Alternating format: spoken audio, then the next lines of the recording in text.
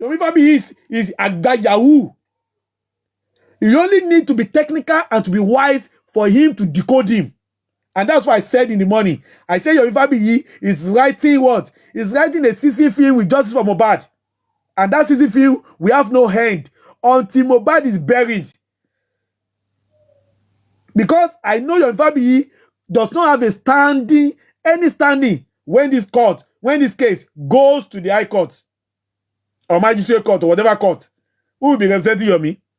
But Yomi Fabiyi will come with another code. He will tell you that the police, they have agreed to adjust the charges and they have agreed to take in our evidences as soon as we find it. Yomi Fabiyi will tell you anything. Yomi Fabiyi is evil. Yomi Fabiyi mess up with everything. Owo ni. O ma lawo lo. Why don't you ask Yomi Fabiyi the 10 million naira contributed for Yomi? Where is that 10 million naira? At least Kemi Johnson, that one that always dress like mommy, to man dress bí òkú yẹn, tó pere ni Jokem, tó máa wé ojú, tó máa wé ẹnu, tó máa wé ikùn, tó máa wé everything, tó dàbí mommy, òkú mommy ní Egypt. Ẹ máa òkú tó máa ń pè ní mommy yẹn di mommy ní Egypt, the way they bury those people, those Egyptians, tó máa gbé wọn látòkè délẹ̀ yẹn. That one that dressed like mommy when she was celebrating her birthday said they collected 10 million naira. He said 10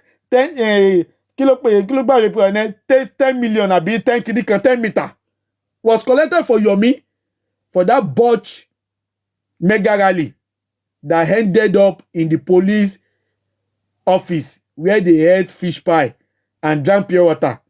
Is Yomi telling us that the 10 million naira donated to him was what the police used to buy fish pie? Thank you very much, Gladiator ID. Is Yomi Fabiyi telling us that it was that 10 million naira that was used to buy fish pie and buy pure water that they all ate at the police station? And it was that 10 million naira that was used to pay for the pictures they took with the police. Because some of them said that was the best thing that has ever happened to them in their life. Taking a picture with the police. They said taking a picture with the police was the best thing to ever happen to them in their whole life. So 10 million naira has finished. Yomi Fabiyi, this money was not part of the money that people, Yomi Fabiyi has pinned his account on his page. People go there occasionally to even put money into that account. Yomi Fabiyi has not accounted for that one, no. It was the one that was donated for the last parade that we were asking for Yomi Fabiyi. At the end of the day, Yomi said he's in debt. Yomi lóhùn tún ti jẹ gbèsè. Yomi lóhùn ti jẹ gbèsè. And they could not ask Yomi, báwo ló ṣe jẹ gbèsè? Owó wo ló san? Yomi, go and bring your statement of your account. Since Justice for Mohbad started with you, since they have been contributed into your money, into your account, these fools, they were able to tell Babaloba, the father of the deceased that has lost a child that we never see again, to come and do accountability. But they are so dumb, they could not ask Yomi, whose child is still alive, whose Kogede is still with. The Yomi that keeps carrying shuttle bag and water bottle up and down. They could not ask him to come and do accountability. But the one whose child was killed, accountability. Because the problem with all of you, only pay record, share, what to go for me. But what to lot of Yomi, your 30% nibe. Somebody told me that on this platform, they suggested that any money they want to contribute for Yomi now should go into Yomi's account. They said his expression changed immediately. Imagine. He will not take it. He will not allow people to donate directly into Yomi's account. He will not. Because he knows how he normally gets his cuts. None of them. I've said it before.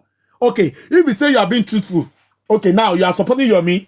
Tí Yomi bá ní pé kí n jókòó, ma jókòó.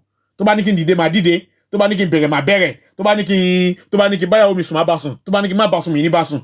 Now, if you know you are sincere to the cause of Yomi, if you know Yomi is your savior, if you know the hope of justice rests on the shoulders of Yomi,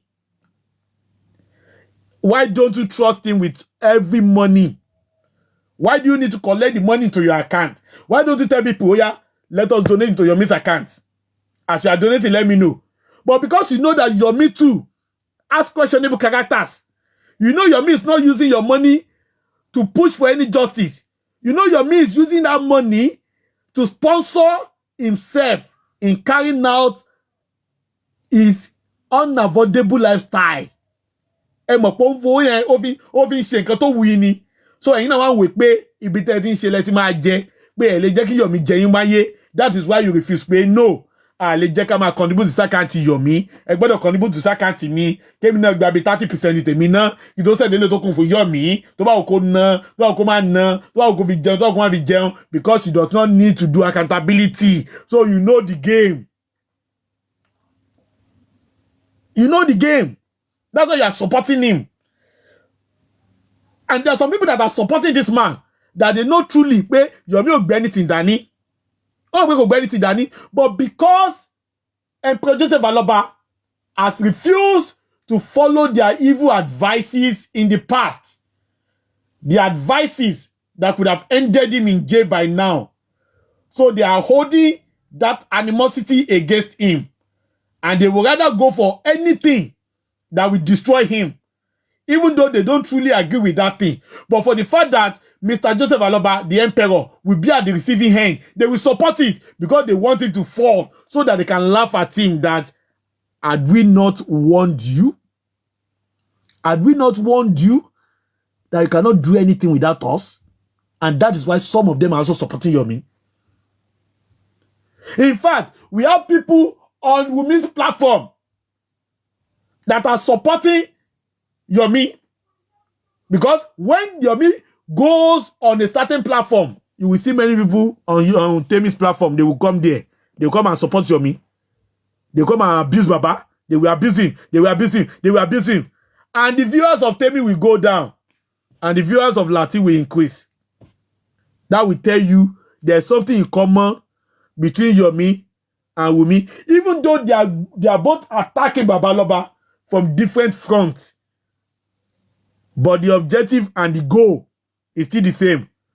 To dismantle the stronghold of Emperor Joseph Aloba, calling for justice of his late son.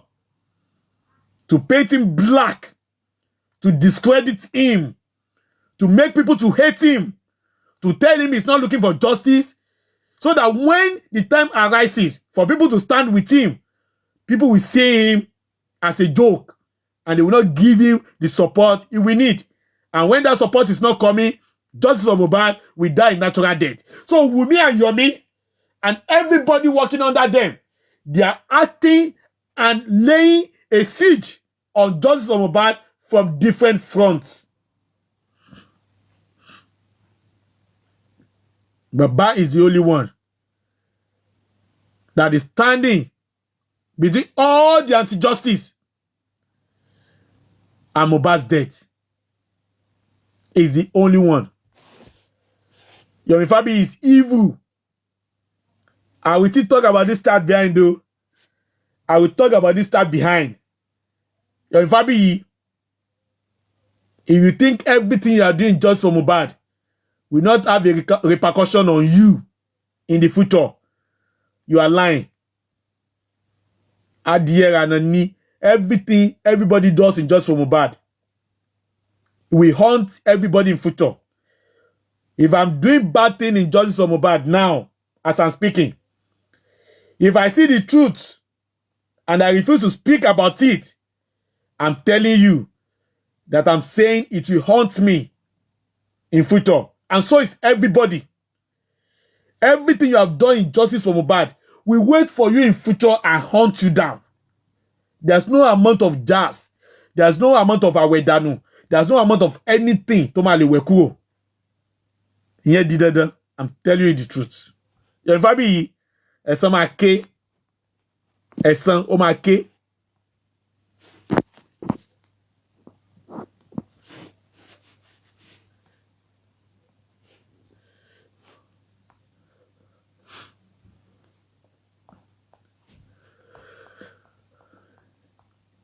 You have no conscience. You have lost your human sympathy. So everything you see now, thank you very much, ladies, just me. Everything you see now is business opportunity. Everything you see is business opportunity. Everything matter only business. Even when the life of somebody is gone, you still see it as nothing but the business. When the life of mohbad is gone, you don't see him as the need to have sense of humanity and wage a war against the enemies of justice. But you are seeing it as an opportunity for you to explore and exploit the innocent injustice of mohbad. You are seeing it as an opportunity for you to give your dead NGO a lifeline. You are seeing it as an opportunity for you to increase your status on the CV.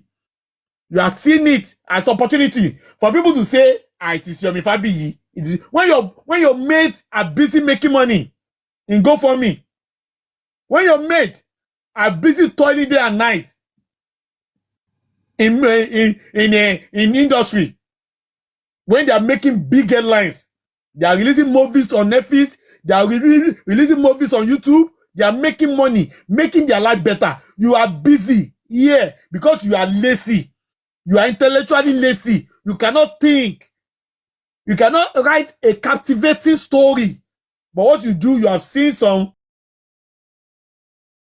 Golugo injustice for mohbad. You know that they cannot really reason very well. You quickly came and you now captivated them. You captured them. And Fabi, your plan will fail as God live and his spirit live it. The lady Tongbe estate Mohbad. The lady came on my live show as at that time, that August. She showed a video that I live in Mohbad's house, estate. The same person that installed the CCTV in Mohbad's house installed our own and several others like that. And there is somebody at the central, there is CCTV, central CCTV of the estate. The person who is in charge, who is monitoring the central CCTV, will tell you how to access the CCTV in Mohbad's house. Peradventure is the one that installed it and gave Mohbad, access to the CCTV in his own house. That the guy will tell us how to retrieve it. There is always a back end, whatever, and that was what I was told before they chased the lady away. Now, when they threatened the lady again, Mr. Famuyiwa know your law. Olori a big platform, they said I should give it Mr. Famuyiwa the location of the CCTV to get his neighbor, because I was hell-bent that I'm suspecting this family. How can I give you guys this kind of a credible information? None of you know that this kind of meeting and discussion. Yomi Fabiyi, do you see what I'm talking about now? Yomi Fabiyi is kept saying this family, this family, this family. Yomi Fabiyi's target is actually Emperor Joseph Aloba. Is Emperor Joseph Aloba. That is his primary target. And that is why anytime he talks, he will not make mention of a specific person causing him trouble. He will be saying, this family, because he knows that Mr. Muiwa, in the actual sense, has not lost any child. Mr. Muiwa has not lost anything. It is Baba Mohbad that has lost a child. And if justice of Mohbad fails, it is Baba Mohbad that we count his loss. Mr. Muiwa's children are at home. None of them is dead. It is Baba Mohbad's Mohbad that was killed by Wumisi Adebanjo. Do you understand? But you will know, instead of him to not mention a particular person that has given him trouble, he will be saying, Gogo family ye, from Baba Angu, because he knows that Baba has dedicated legions. He knows that thank you very much, God bless you all. He knows that man has dedicated people. He knows that God has put some people behind that man to carry his hands at the war front, just like Aaron carried Moses' hands up and did not allow Moses to get tired at the battlefield when the Israelites were fighting his enemies. So that's why all the arsenal that Yomi has, it might become technical at a point, but at times he will forget himself. He will forget that this man has loyalists that will come for him, and he will go and launch a direct attack on Babaloba, because Yomi is seeing him as his enemy. He sees Babaloba as his enemy. So anytime he says, our family, please, I want you all to know that Yomi Fabiyi is actually referring to Emperor Joseph Aloba. Our family, target on Babaloba. Nobody else. Because over the market here, ẹrù tí ó ṣe tẹrù bàbá yẹn, ó fẹ́ gbélé lórí, ó fẹ́ káwọn èèyàn kó kọjú ìjà sí.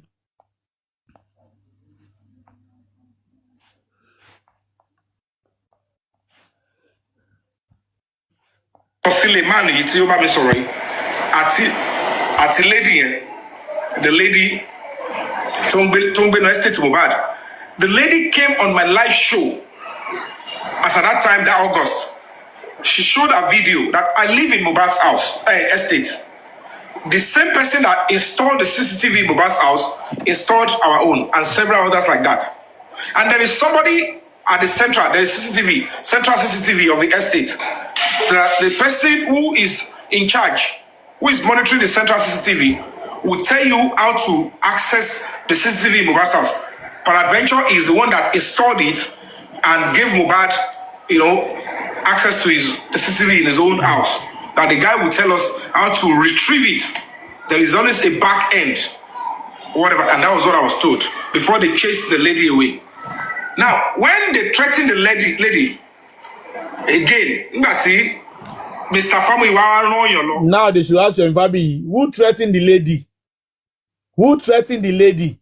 Oh my nigga, àwọn side bàbá yẹn náà ló threaten lady yẹn. I was hell-bent that I'm suspecting this family. How can I give you guys this kind of a credible information? None of you know that this kind of meeting and discussion has been going on background.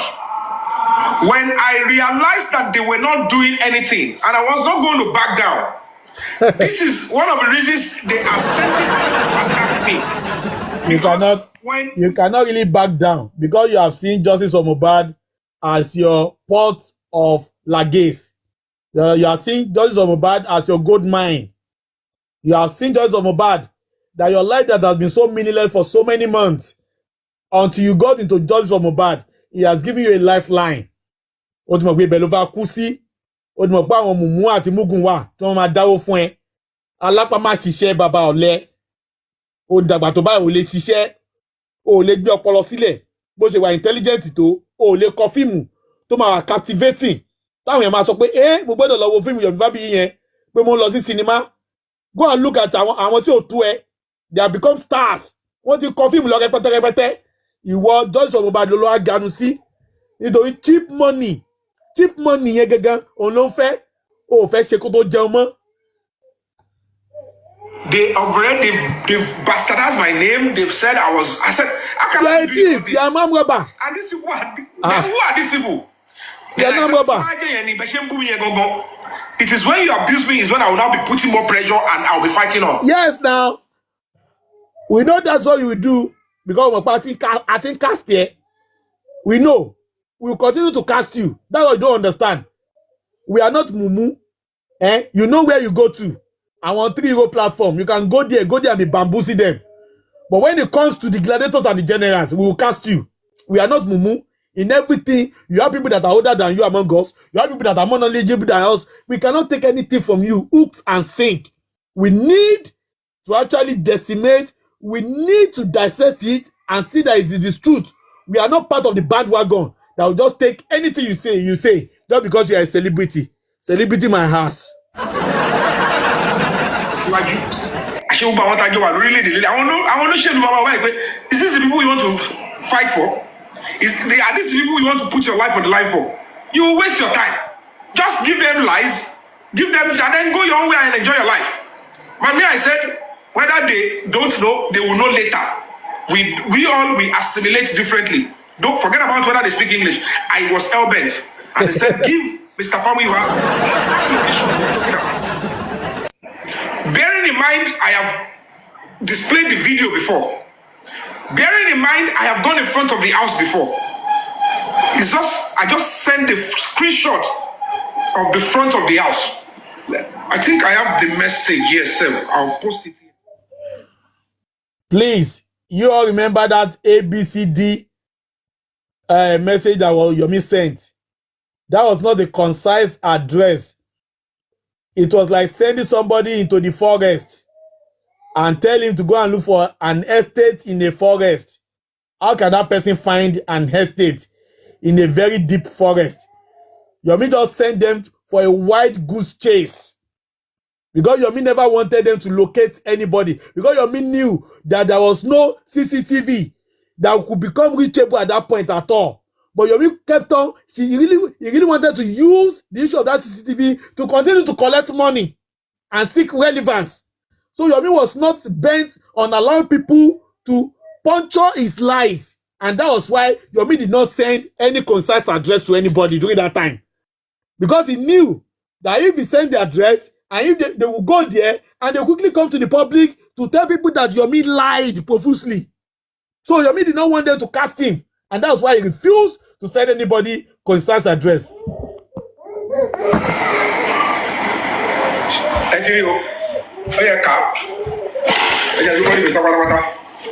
This was sent to Mr. Famuyiwa.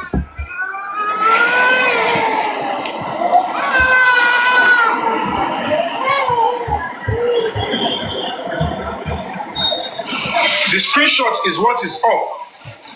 Screenshot. Now, going back to this chart that was displayed now.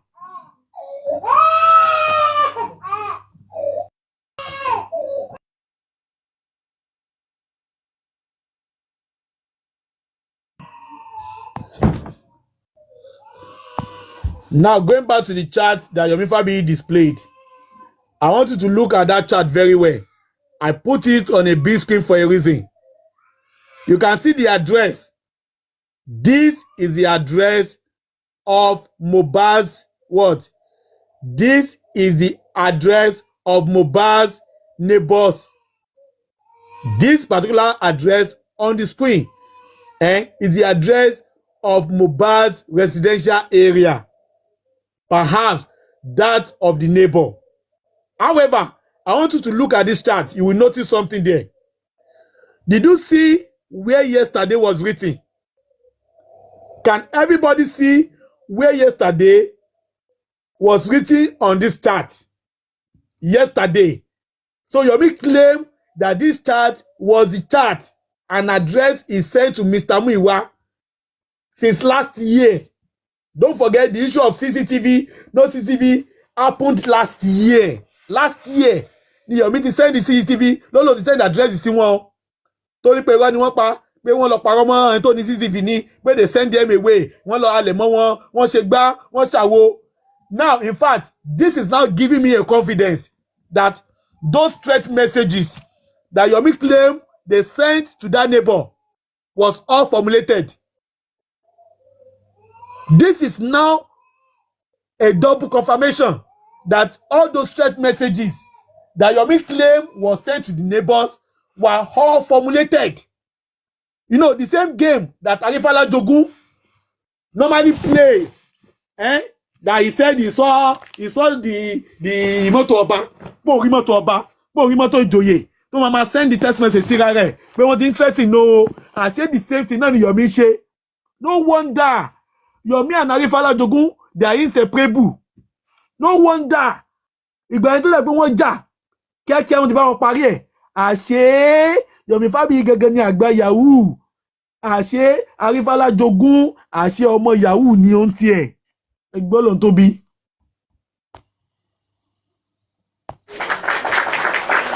I'm telling you, àṣé mẹ́ńtọ̀ Arifala Jogun tiẹ̀ ní Yomi. Àṣé ló ń kọ́ Arifala Jogun ní gbogbo ọgbọ́n olè yẹn. Look at this chart. Yomi just went to formulate this chat. Thank you. God bless you. God Takino Sadenike. Group call of 7 people yesterday. Imagine. Yesterday. And then when you look down on that chat, can you see that message? I'm going to read that message below that chat for you now. I'm going to read it for you in case you cannot see it clearly. I think there's one where I took the clearer picture. I'm going to read it for you. Hey, Yomi Fabiyi. Why are you so wicked? Nítorí owó. Nítorí owó. Alápámá ṣiṣẹ́ àgbà ọ̀lẹ. If you go back to your WhatsApp message, go and check your last week message. You will never see anywhere where they will be writing yesterday. The date of that chat will be the one written as in on top of everyday chat. It's only yesterday chat that you will see yesterday. Even 2 days ago, you will see the date on that. Now look at it. Yomi was now saying in that message, yesterday, there was a group call. With Famuyiwa, Yomi. So, you had a group call with Famuyiwa yesterday. Yomi, please, can you tell us about the group call you had with Famuyiwa yesterday? Last year, àná, wọ́n lè tún ṣe group call pẹ̀lú Famuyiwa. People should ask Yomi, in this your expo you gave to us, we can see group call with Famuyiwa. Can you tell us what you discussed with Famuyiwa? So Yomi, you spoke to Famuyiwa yesterday, right? And when you leave that group call, when you try to read the chat below it, Yomi now reply to a picture of that house. He said he sent to me last week. Yomi was now saying, does it look like what I can make up? So you need to be careful. So since last year that Yomi sent a message to Famuyiwa, it was only yesterday that Yomi now reply Famuyiwa. So it was only yesterday that Yomi now told Famuyiwa to be careful. Yomi sent a message last year to Famuyiwa, giving him the address of Mohbad. But Yomi was too busy to reply Famuyiwa. Only yesterday that Yomi now had group call with 7 people with Famuyiwa. And only, thank you very much, Gladiator, half of goddess.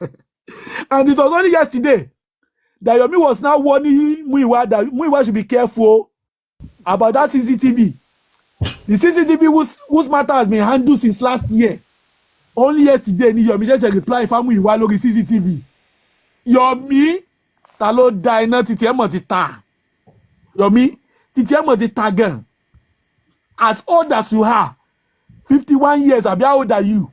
You cannot find anything meaningful to do with your life than to be playing Yahoo game.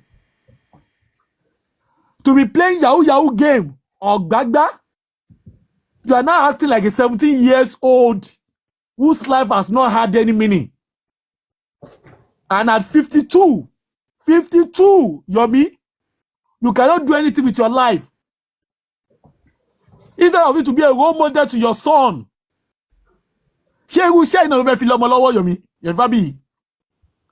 Irú iṣẹ́ kó máa manipulate. Ìwọ àti ẹnìkan ẹjọ́ ìwọ fún ara ẹ ó message ara ẹ. Ó ń bá èèyàn ṣe group call. Okay, you are taking advantage of the fact that the autopsy and toxicology is messed up. You are taking advantage of the fact that Mr. Famuyiwa, that betrayer, has messed up autopsy and toxicology with the help of Odumosu. So you are not taking advantage of the fact that people are castigating Muyiwa. So you want to use that opportunity to creep into subconsciousness and consciousness of the Goliath and the Mumimite. So that was why you quickly went to do your own magumago, so that people cannot see you. Yomi Fabiyi ló kún báyìí o. Yomi Fabiyi ló máa gbé adébẹ̀ o. Autopsy and toxicology. Ó ti ní inconclusive o. Now Yomi Fabiyi ni yóò pua. So you quickly went to formulate this for the past how many months, Yomi? Oh my, evidence jáde. Nígbà tó tún wá rí opportunity ó wá sáré lọ gbé jáde, ó wá sáré lọ send message síra ẹ, àbí ìwà àtàwọn kẹjọ lọ planning.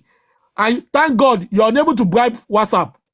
Nítorí mo mọ̀ ká ló ti lè bribe WhatsApp ni, àbí ká ló ti mọ bóyá máa edit ẹ ni, wàá ti edit yesterday yìí, wàá ti edit ẹ kó bẹ̀. Wàá ti gbé sí bóyá bíi October 2024. So that people could now see it, pé, òótọ́ ni now. So truly Yomi sent this address to Mr. Muiwa. And Mr. Muiwa intentionally frustrated the issue of CCTV. That's been no wonder it was Baba Mohbad that actually instructed Mr. Muiwa to frustrate the effort because they did not want justice. That was the point you are trying to play, Yomi Fabiyi. But WhatsApp will not take your bribe. And WhatsApp has exposed you. Yesterday, ló bá Mr. Muiwa sọ̀rọ̀. Yesterday, ló tó sọ fún Mr. Muiwa that Mr. Muiwa should be very careful about the CCTV. The CCTV issue that has been gone and dead. Tó tún ti gbé so many projects jáde. Ó ti gbé project 3-second video jáde. Ó ti kú. Ó ti gbé project warrant of arrest Yomi jáde. Ó ti kú. Ó ti gbé project arrest Àdúrà jáde. Ó ti kú. Ó ti gbé project underground jáde. Ó náà tún ti kú lọ. Ó wá lọ edit chat. Ìwà tẹ́nìkan wá jọ lọ ṣe chat wá ṣe ń gbé jáde pé evidence lélẹ̀ pò bá oh God of mercy. Yomi, where is your brain? And that's why I keep saying that anybody that contributes to Yomi, that contributes anything into Yomi's account is a fool. And I'm still saying it. He's a big fool. It means you have redundant brains. You need brain recession, surgical recession of your brains, not resetting. They need to reset your brain. They're going to get you. Yomi is agba yahoo. I saw this thing. I was supposed to be sleeping. But when I saw this, the sleep disappeared from my face. Yomi Fabiyi, why are you this wicked? Why are you this wicked? You are now creeping in. You are now an opportunist. You are now an opportunist. You wanna the opportunity here wọlé. Oh yeah, dáwó. Yomi ló gbé dání o. Yomi ló lè ṣe o. Ẹ dáwó. Ó máa láwó lọ. Gbogbo tí wọ́n dẹ̀ dá fún ẹ. Àrí láre. O kàn lọ ń fowó yẹn gbé ọmọ àbí. O lọ ń fowó ṣe ṣìnà kiri. We know that Muiwa is a foolish man. I'm not denying it. Muiwa is a saboteur. He's a betrayer. But instead of Yomi to address Muiwa fully, Yomi is now using that opportunity to destroy Baba Mohbad. As Muiwa is working for the enemies against Baba Mohbad, Yomi is also working for the enemies against Baba Mohbad. They are both betrayers. They are both wicked. And that is why when we are castigating Muiwa, don't get it twisted. Baba Mohbad remains committed to the cause of justice. But Yomi really wanted to take advantage in order to push himself as the only meaningful figure in justice for Mohbad. That was why he went to formulate this fake WhatsApp chat. The fake WhatsApp chat was formulated in order to what? To deceive the gullible public. The so-called people don't pay only gullible public. Because it is gullible public that we say Yomi is working. And yet, no evidence from Yomi. Yomi is working. And yet, nobody is representing Yomi in a court of law. Yomi is working. And yet, no meaningful development from Yomi.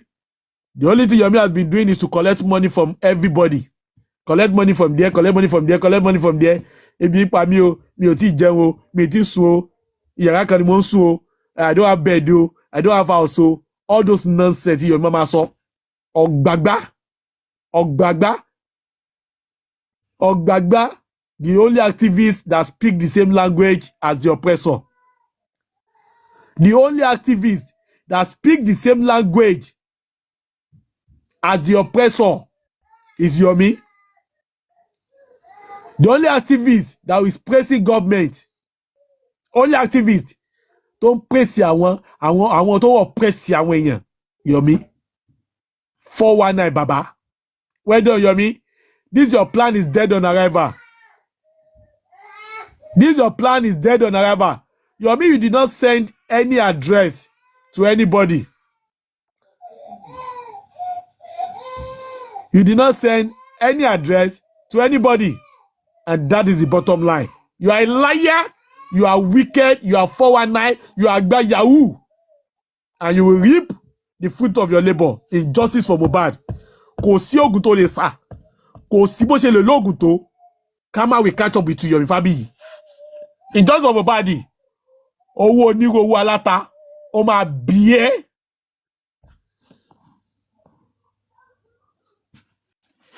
Owó oníro owó aláta, ó máa bí ẹ́, Yomi Fabiyi. Your secret is now exposed. Yomi Fabiyi. January 70, you can find out the go. Hey, vengeance, yeah, general comrade. You don't feel well. Good day, my lovely brother. And Mama Yo, Urabumi, Kenny, something, sorry. Good day, everyone, and the commenters. I'm telling you, you don't finish that Yomi, pata, pata. Ah, Yomi, you don't cast. You don't cast. Ayé yín ṣe rí pé ẹ̀ nọ́pọlọ. Ọpọlọ kẹ́ jalè, kẹ́ cash out, kẹ́ báyàn lórúkọ jẹ́ nìkan lẹ́ni. Nǹkan tó gbé jáde yesterday. Àwọn wèrè tó ń tẹ̀lé ẹ náà, gbogbo yín, I've said this, all of them, they have a group on this green app. Ara ò balẹ̀, alára gbígbọ̀n, bí ẹni tí tambolo jẹ nídìí. Ara ò balẹ̀, ó sáré jù pì. You see how you're a pathological liar. Topani pathological liar. You and your cohorts. Cherry rotten pa. So there's nothing. Àfàwọn tó rí wọn pé eléyìí gan ti jẹ́ kọ́mọ̀ pé you're a liar. You're a liar. Mi mọ̀ wá tó jẹ́ pé wọ́n fi dùnnú kọ́ àwọn kan nínú ayé yìí. Ìbànújẹ́ ló fi kọ́ yín. Because I don't see the reason why you want to do this. I'm throwing this question to you, Yomi Fabiyi. Why are you doing this? Who paid you? You want to render Baba Mohbad totally. You want to put that man down.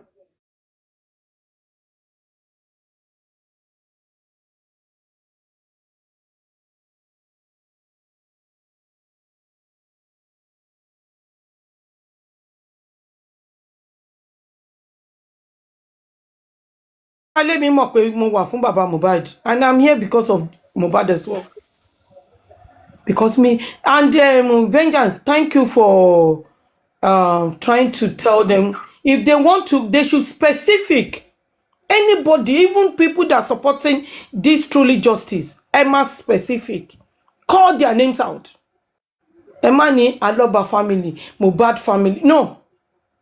Ejo. The only person in Mohbad family that stand for justice, tell me more, only Baba, Mr. Joseph Oluwabamiwaloba. Even if you're against that man, call his name. Don't say Aloba family, Mohbad family. You guys are hypocrites. I face anything you can face it squarely down. Who cares? Ẹ pé mi Samuel ìwà tó bá jẹ́ òun lẹ́jọ́ tẹnubọlẹ̀. Àṣírí gbogbo yín lè ṣì máa tú. Tó bá jẹ́ John tẹnubọlẹ̀ ni ẹ pé jáde kẹ́ pe orúkọ olúkálùkù. Nǹkan tí wọ́n fi sọ pé ẹ̀yìnkùlé lọ̀tá wà ilé la ṣe ní gbé. And when tọ́mọ tí wọ́n máa sọ orúkọ nǹkan tó fi fún gbogbo wa ní naming ceremony nìyẹn. Everybody have their own name. Everybody ló ní orúkọ. There's a lot of Yetunde, but Rally Heart kò ní jẹ́ Yetunde. Kò ní jẹ́ ẹni tó tún ní Yetunde yẹn. Ó lè jẹ́ Zera or Deborah Yetunde. Ṣẹ́tìrí nǹkan tí gbogbo wa fi ní orúkọ nìyẹn. Ẹ jọ̀ọ́, please stop saying the Mohbad family. Who are the Mohbad family that compromise? Ẹ pe orúkọ síta. Whoever Baba is compromised with you that doesn't want to get justice for his son, bring the evidence out. We want to see it. We want to see it. And this man have been saying that he want to do the police, the Nigerian government, so Nigerian police need to do the phone forensic. Ó dá lójú ni. Ó dá bàbá yẹn lójú ni. Ta nínú yín tó nawọ́ sókè. Bàbá ìyá Mohbad go nawọ́ ẹ̀ sókè. Àdúrà tó jábúrò Mohbad kò nawọ́ ẹ̀ sókè. Bàbá Mohbad ló dá lójú gbangba tẹ́jú ni. Only phone forensic, cause phone forensic, every single person. Àtọmọ ọmọ nugo tó bá ní phone kan ṣe. So kí ni problem yìí? Because you guys want to cash out. You want to cash out. It's already written on the wall. You want to cash out ni. The thing from there is no see what láti. Ìtìráyé tẹ Sunday or Monday máa wá fún ẹ fully. Àwọn kan tó gbọ́dọ̀ ẹ kọjá wọlé. Ibo lọ́gbà kọjá. Because we're trying to reset your brain. We want to reset your brain, but brain here obey, brain tèmi ti pọ̀jù ti ẹ lọ. Then I left your platform. Hey, excuse me. Mi ti ráyè tẹ láti. Hero tí wọ́n wá ń kà. Kó tó di pé wọ́n sọ, wọ́n fún yín ní euro currency. Àwa tí ń ka dollar àti pounds ní Nàìjíríà kémi tó wọ̀lú yìí ní early 90. Kò ní yẹ ìwọ tó epo kó lọ ti mú ẹ wá. Ó lè ní ẹ organizer.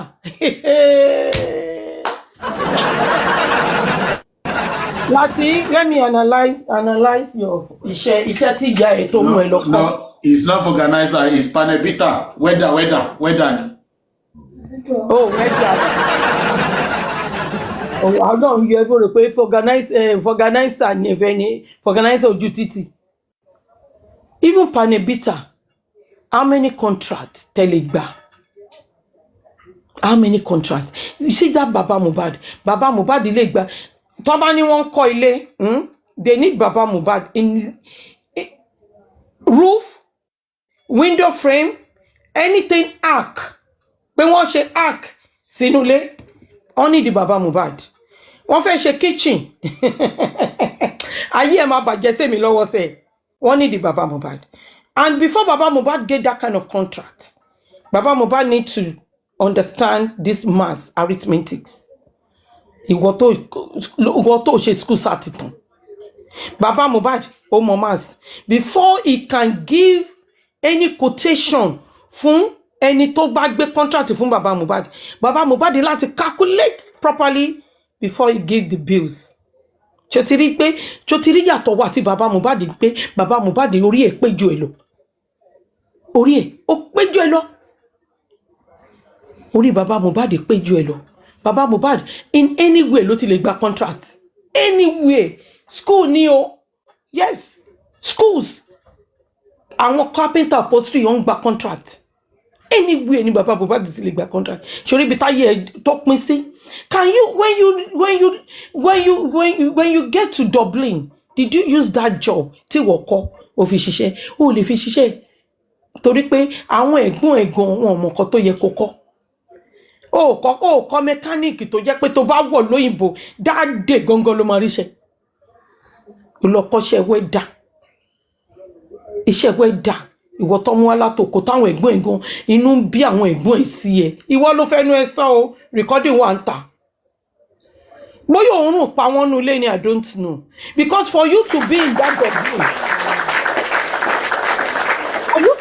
Dublin, ó sì rí bẹ́ẹ̀ yẹn. Ọmọ, how are you going to look when you're in Nigeria? When you're in Nigeria, how are you going to look? Gbé picture ọgbà tó wà Naija síta. Kò ní yẹ ìwọlé mi jẹ́ ọmọ sí ẹ. Kò ní yẹ àwọn ọ̀run ẹ. Let's leave age in any ramification. O lè dúró lẹ́gbẹ̀ẹ́ mi láyé. Nínú ayé wọn ò mọ̀ ẹ́ wọ́n mọ̀ mí. Nínú ayé fracas ni wọ́n ṣe. Even that fracas ta ló mú ẹ́. Ó wà lábẹ́ ọ̀gá ẹ ní AJ Àbíkẹ́ Jagaban but ó ṣoríire o. Ojú ẹ̀mí ẹ̀ làbíkẹ́ fi kọ́lé o. Ibo ló kọ́lé sí Island.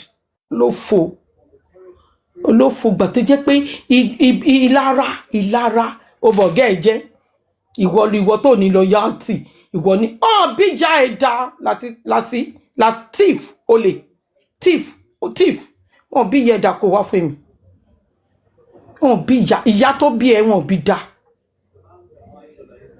àwọn ta ni ó kọjá lọ́dọ̀ ẹ̀. The music has a voice than you even bó ṣe ń ká lólo. You don't know how to talk to people, how to speak to people. You don't know how to present yourself. You always hide behind people. Torí ẹ̀ ló máa fi ń sáré gbéyàn gòkè. Ìwọ tó ní content, you cannot even kó tiẹ̀ fi 30 minutes kó fi sọ̀rọ̀ ńbẹ̀ yẹn, kó sọ̀rọ̀ gidi, kárí nǹkan tó sọ tó ní kókó. Ìwọ ló lè tó ṣílẹ̀kùn fún Yomi. Yes, gbogbo ilé jọ wà lórí green now. Mi ti dé kàn fọ bàbá Mohbad ìyá jẹ pàṣàpàṣà ara gbogbo yín ìyá ó jẹ pàṣàpàṣà ó sọ fún yín pé gbogbo ara mo fi wọ justice for Mohbad ẹ rò pé mi ò bẹ̀rù ìyá alájà anybody. Bring it on ẹ̀yin ìka dédé ìwọ fẹ́ máa fọwọ́ lálẹ́ ìwọ tó nọ́rọ̀ lẹ́nu ìwọ tó bá bàbá Mohbad jọba mu o send bàbá Mohbad lọ sí studio o tún dà náà ni ṣé ìwọ o fẹ́ bì ìwọ tó mọ̀ nǹkan tó ń pè ní ọkàn àwọn ẹrú ẹ̀mí ní dẹ wọ́n ní máa dá lóhùn á fún ẹ jẹ́. You call my name this morning and I'm going to give it to you ní ìtìláyé máa bẹ́ẹ̀ play gbogbo gbèsè ayé ẹ̀ síta ń sìn. Àwọn kankan rárá bú with evidence in it, with truth. Èmi ò rárá bú.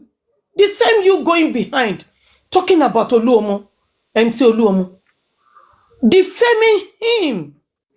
Are you not? Olóṣì olórí burúkú. Onílara, ìlara yẹn ti wọ̀ lára ẹ̀ sípà. Olófò. Ìwọ tó fún lówó kò bú Liz Anjorin. Ìwọ tó fún ẹ lówó kò bú. Wọ́n fẹ́ mi lówó kẹ́mi sọ̀rọ̀. Wọ́n fún wọn lówó kí wọ́n ó máa change 360 ni. It's not on this justice for Mohbad. Àti mọ̀ ẹ́ ti pẹ́. Wọ́n fún ẹ lówó àǹtí ẹ̀ Esabod ìyẹwé fún ẹ ní owó. And you confirm it. Music change ó tún yí para. Ó fún ẹ lówó kò bú èèyàn lórí pé ó ti ní integrity dignity kó jìnnà sí ẹ. Your self esteem is so low because you don't believe in yourself. Èmi dára mi lójú gbangba ní gbigidi. Mo dára mi lójú. I can speak anywhere. If anywhere my mates are, I can speak. Mo dára mi lójú ni ìwọ ló fò tó ń sásá bí àwọn wèrè kan. Àwọn ìyá ẹ ní kọlọ wọn pé ìyá ẹ kan ti gòkè. Olóhùn kankan tó gòkè. Kò ní yẹ one with God, kò ní yẹ láìtàn. Èmi tí mo ti mọ̀ ẹ ti ń gbé bọ̀ tipẹ́. I will not do fracas with you, but I will set the record straight in front of you. What àwọn ta ni? Èmi ò ní bẹ́ẹ̀ gbé ní fracas ṣùgbọ́n máa rún ẹ jẹ máa bẹ́ẹ̀ máa bá gbogbo nǹkan tó ní jẹ ìwọ ló fò yìí. I'm not going to lie. I will tell the truth about you. Who are you, ta ni ẹ́? Gbogbo èèyàn sọ̀rọ̀ wọ́n náà sọ̀rọ̀. Ìwọ tí kò yẹ kó èèyàn súnmọ́ rárá. Ìwọ tí kò yẹ, even if I see you outside, I will not get close to you. Because I don't want people intellectual people to see me and you together. Because you are a betrayer. Ìwọ tó ní integrity kankan yìí. O mọ̀ nǹkan tó ń pè ní integrity. Of a fool. Then stop, Jare. Nonsense.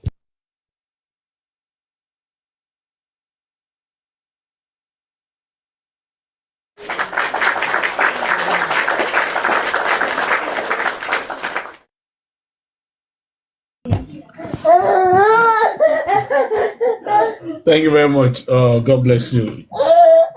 70.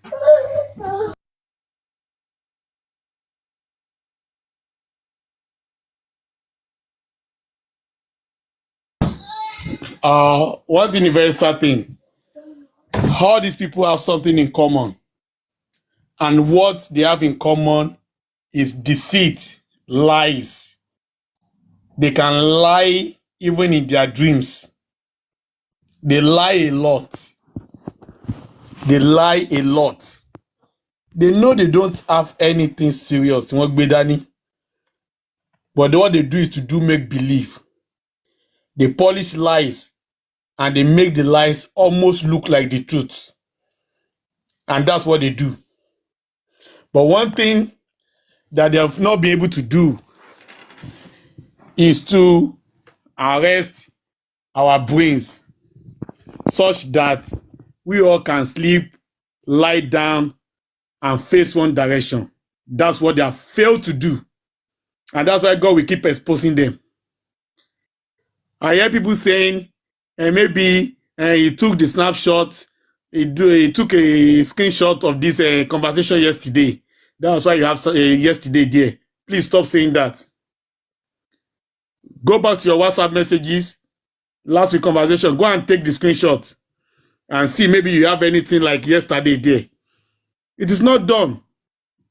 It is not done. We cannot see that there is a serious plan in place to discredit Babaloba. So when you look at this chart now, you will see group call there. This means Yomi was on a group call with somebody, using his phone after Yomi has sent this message. Do you understand? And there were 7 people in that group call. They should ask Yomi, who are those in that group call? Who are those in that group call? And that's why when you see them coming to the platform, and they will now come and be telling you, they have had meetings behind the curtain. They have all met behind the curtain. They have gone offline to have their micro meetings. And whatever they have discussed on that micro meeting, they will now bring it to the life. And innocent people will now be thinking that, when agreed, there was an agreement in place. No, that's why they did that. They did not plan it. But from what you see now, you can see that these people always have regular meetings, group call, offline with themselves. You can see that. It's so clear. But God will continue to disappoint them. Yomi is Agba Yahoo. And they must have agreed with themselves to go and formulate something like this. So that can actually put the public off Baba Mohbad. And the public can now think, no wonder, Yomi is not lying. So Yomi actually sent that address. They just went there to sabotage the CCTV. And they have been working against justice all this while. That was the point that Yomi wanted to prove by doing this. This chart was a chart done 2 days ago and yesterday. And I can bet it that the number of the receiver of this chart is not Mr. Muiwa's number. Because it is not possible that Yomi will be responding to the issue of CCTV that we dragged last year only yesterday. And at the same point, at the same time, we'll be in group call with several people yesterday. Yomi, tite tita. Tite odita. God bless you, January 70. People like Fire Force, Mr. Easy, Kid Boss, Leo, Prince, Ilati, One with Devil, Teddy Molofo, all those ones from our new group because they make a call now. So we don't plan any. So when you see Andy coming to the platform and come and be to say nonsense, the one saw anybody forget Gbale. The one that said they saw Mohbad in envelope because Mohbad is now a dry fish. So it's in envelope. At the joke came, all of them. I say what they might discuss in the group call. Àwọn ọ̀dẹ̀, àwọn tọ́pọ̀lọ́ wọn ti kú, tí wọ́n mọ̀ pé wọ́n ti plan lẹ́yìn, wọ́n á lọ gbórí síbẹ̀, wọ́n máa listen to them. wọn mọ̀ pọ́n ti plan ti tiwọn lẹ́yìn wọ́n ti discuss gbogbo nǹkan tó ń fẹ́ sọ. So shameful, so shameful. God will continue to expose Yomi. Àṣírí Yomi máa tú ni. Àṣírí Yomi in J4M kò ní bò. Bọ́lọ̀ ṣe ń bẹ bógo ṣe ń bẹ. Àṣírí Yomi J4M kò ní bò. Ọlọ́run máa tú láṣírí ṣáá ni. Ẹ̀yin ìka dédé. General Crystal Clear, are you there? General Sesame, just wait. Oh, I don't know if Crystal Clear is there. She was there before she got off and then she's back. Okay, yeah. So moving away from that, let's have General Sesame. Then we have Daddy Toyoyo. Sesame, are you there? Good afternoon, sir. Daddy Good afternoon. Vengeance. Please tap on your screen, please. So thank you. Tap on your screen. Good afternoon, ma. Mommy 8070, yo, mommy Be Wise, mommy Christ, still. Agbayahu Yomi. All the commenters, good afternoon, sirs. Good afternoon, ma. Daddy Vengeance, thank you for all you do. We really appreciate you, sir. Thank you very much, sir. God bless you, sir. Thank you for all you do for justice, sir. God bless you, sir. Yomi, àgbà olè ni bọ̀bọ́ yìí. Àníṣe ẹ̀sìn tó ò ṣe rí wípé ó wá jalè inú justice ó máa ṣe ṣáá ni. Tí bàbá Ìjẹ̀ṣà preamble ni. Sórí ìtòdé ó dé tilétilé, ó dé tọ̀nàtọ̀nà, ó dé tẹbítẹbí. Wàá ṣe ẹ̀sìn, ó dẹ̀ ti ṣe already. Criminal ní Yomi. Kéèsì bàbá Ìjẹ̀ṣà kọ́ là ń ṣe o. Kéèsì bàbá Ìjẹ̀ṣà kọ́ là ń ṣe. Olè òun ló wá jà. Mommy Hospers, good afternoon, ma. Wa mommy, thank you, ma. God bless you, ma. Olè òun ló wá jà nu justice, nothing more. Ó kàn wá gbé wiri, ó wá jalè, ó wá kó olóhùn kígbe. Téèyàn bá ti wà tí ò níṣẹ́ lọ́wọ́ olè ló kù. Wo gbogbo chat, wo nǹkan tó gbé síta. You are just a thief, olè bàráwò, olè alọ́kólóhùn kígbe. Pẹ̀lú gbogbo mílí tó dá fún ẹ. Nothing to achieve. Nothing. Oh, achieve anything. Nothing. Bàtà Mohbad lásán, bàtà Mohbad ò rí gbé jáde. Aṣọ Mohbad lásán ò rí gbé jáde. Olè aláyé bàjẹ́. Yesterday chatty, ẹ lọ wádìí àwọn chatty.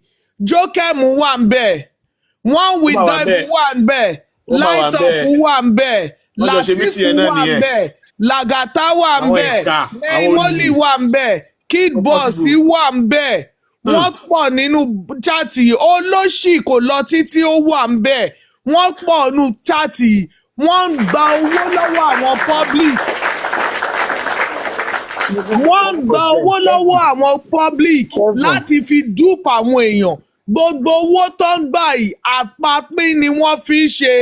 Yomi, olè òun ni ẹ́. Olè kó wá lómi ọbẹ̀ jẹ. CCTV ò sí níbì kankan.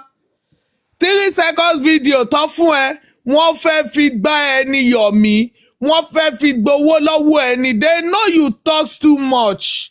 Wọ́n mọ̀ pé bó bá ṣe anything lẹ́ni nínú family ẹ̀gàn wàá gbé jáde.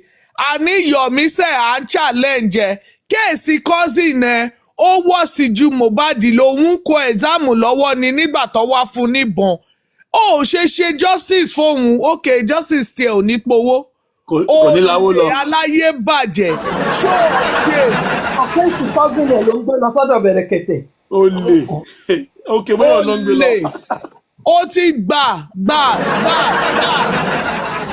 Àwọn tó pa ẹ́ tówó bá ti dé, tówó bá ti péye kan, tó jẹ́ páwọn èèyàn máa tó jáde wá sọ̀rọ̀ pẹ̀. Ó máa sáré wọlé, ó máa lọ fẹ́ pa ẹ́. Ojoojúmọ́ ló máa ń pa ẹ́, owó dẹ̀ ń lọ wọlé. Ojoojúmọ́ ló máa ń pa ẹ́, owó dẹ̀ ń jáde. Ọlọ́pàá ń ṣiṣẹ́ ò ṣe rálì. Ọlọ́pàá ń ṣiṣẹ́ ò ṣe rálì. Ọlọ́pàá ń ṣiṣẹ́ ò ń pín meat pie kiri. Ọlọ́pàá ń ṣiṣẹ́ ò ń gán àti interview kiri. Ọlọ́pàá ń ṣiṣẹ́ ò ń gán àti interview kiri. Ọlọ́pàá ń ṣiṣẹ́ ò ń lo ọ̀dọ́ Bẹ̀rẹ̀kẹ̀tẹ̀. Ayé ẹ ti bàjẹ́ Yomi.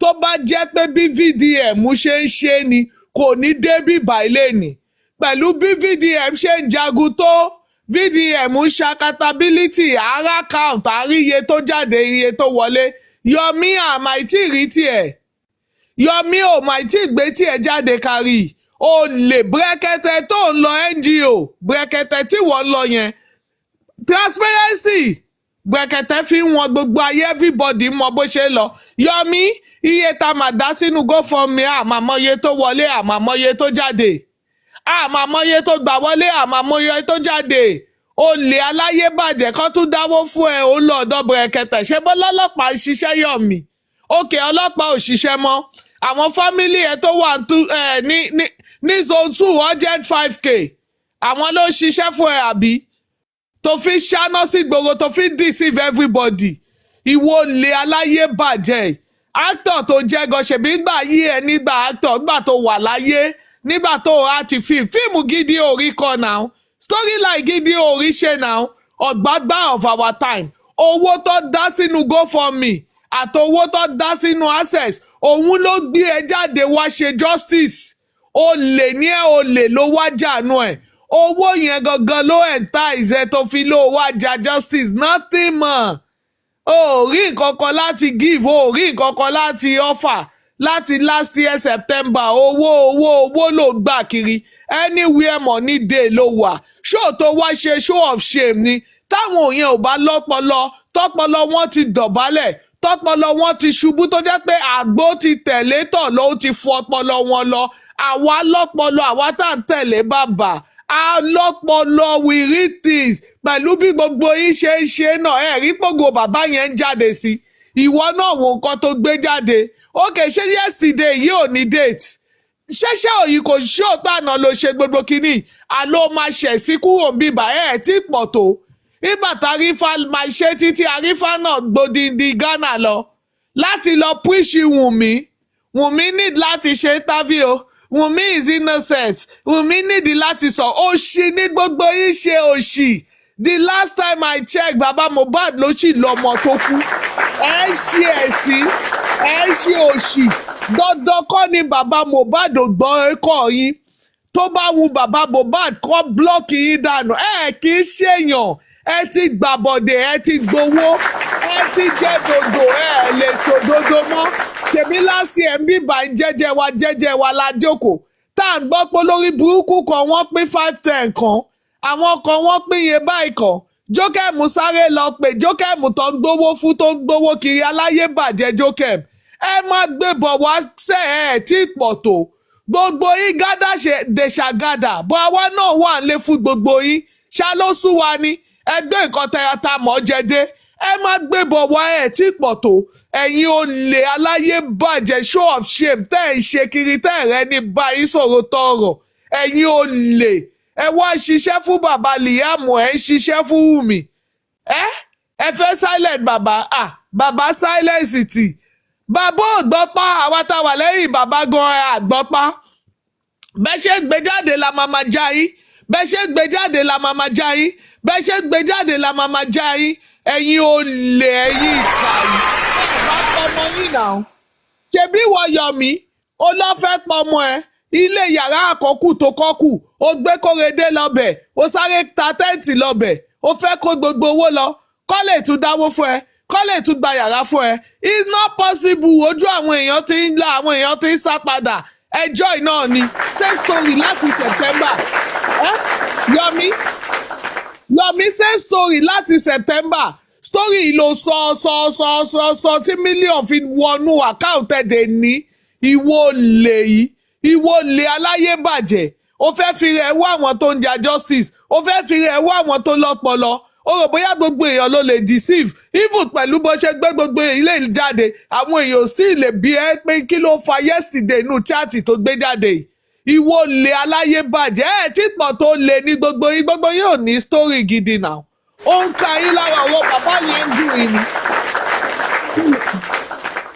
ọwọ́ bàbá yẹn ń dùn yín ni bàbá dẹ̀ ti sọ fún yín wọ́n ní kẹ́ sọ díẹ̀ kẹgbẹ́nu dákẹ́ torí ọ̀rọ̀ yín ó dà ọ̀rọ̀ yín ti dọ̀rọ̀ olè ọ̀rọ̀ yín ti dọ̀rọ̀ àrídì ọ̀rọ̀ yín ti dọ̀rọ̀ ẹlẹ́sìn ẹ̀rí ṣòṣe mọ́ bàbá Mohbad ló ń jáwé lọ́wọ́lọ́wọ́ báyìí bẹ́ẹ̀ bá sọ̀rọ̀ bàbá kò sẹ́ni tó fẹ́ wá wò yín ẹ lè pa bàbá ẹ fún bàbá yẹn lágbára sí ni àbàbá ló ń jẹ́ bàbá ló sì bí Mohbad ẹ máa kéku ni ẹ máa kéku ni sẹ́ẹ̀ àárọ̀ ọ̀sán alẹ́ ẹkúnlẹ̀ èṣù ẹ máa kéku ni ẹ̀yin ò lè fọwọ́nà alápàpín from platform to platform ẹ̀ ń pín owó kiri ẹ̀yin ọ̀dẹ̀ ẹ̀yin ò lè so wọn ò lè béèrè yesterday kan tó fa yesterday inú chat yìí wọn ò lè béèrè kan tó fa yesterday inú WhatsApp òòtún rẹ̀ ní bíẹ́ ó lè ló wájà 3 seconds ó lulẹ̀ CCTV camera ó lulẹ̀ orò ó lulẹ̀ a fẹ́ lọ ṣàdúrà bí tó sí Mohbad sí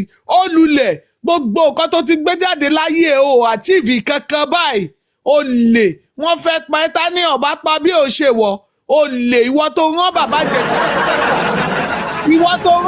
Ìjẹ̀ṣà lọ sẹ́wọ̀n ó wá rán bàbá Sùwé lọ́nú grave ìwọ lè aláyébàjẹ́ alápàpín ibi owó lọ ti rí ẹ ó lè sákóṣáàtì yìí ni wèrè awáfòyìnbó a fi tẹ̀lé àwọn followers ọ̀dẹ́ a fi pa wọ́n lórí àwọn yìí ò ní mọ̀ nǹkan tó ń ṣe mọ́ ó lè ṣe bẹ́ẹ̀ ni tó question ẹ lọ́jọ́ Sunday wèrè dómidómi tó question ẹ lọ́jọ́ Sunday àwàdà ló fi parí ẹ̀ náà màá fẹ́ tẹ́ni àlọ́ ṣe wedding ó lè ẹ̀yin ó lè show of shame àbáǹjọ́lá tó ń pààrọ̀ ọ̀dọ̀ ẹ̀yìn náà àtọrọ bára of TikTok ó lè of TikTok àfàdúrà tọrọ bára ẹ̀yin tẹ̀ ní story gidi tẹ̀ ní ẹni tí gbogbo èèyàn ń wò láwò sunkún tẹ̀ ń wora yín láwò rẹ́rìn ẹ̀yin ò lè igi ewédú ku 3 igi ewédú ku 4 àwọn tó ń ja justice kiri èwo lẹ́rí tó tọrọ bára gift èwo lẹ́rí tó tọrọ owó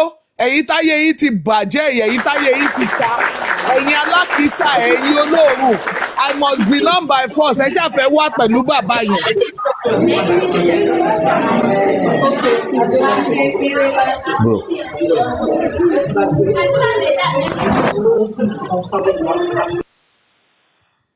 ẹ tí pọ̀ tó kẹ́ lọ pọ̀ sí wa àwọn tí bàbá go gallant wọ́n mọ̀ pé torí pé àwọn ẹran kan máa wà torí ẹ̀ lọ́lọ́run ṣe gbérú gbogbo wa ìsẹ́yìn bàbá so ẹ máa bọ̀ wá lé fún yín ẹ̀yin olè atọrọjẹ atọrọmọ alákìísà atọrọná atọrọlò aṣọ ò dá lára yín aṣọ òyì níyì lára yín ọ̀rọ̀ ẹnu ìgò ò níyì ẹ ti fà tẹ́tẹ́ẹ̀dì má bú bàbá ẹ lo èwo ẹ tó bá ti bú bàbá o ti dẹni ilẹ̀ o ti dẹni ègbé ẹ ti dẹni ègbé ẹ ti dẹni táyé kọsẹ̀ sí ẹ̀sìn ló kù tẹ́ máa ṣe ẹ̀sìn yẹn náà dẹ̀ lẹ́ ń ṣe show of shame Yomi blogger sister Yomi yesterday o tún ti fi yesterday korúkọ ẹ òkè àtúndẹ olè Yomi yesterday olè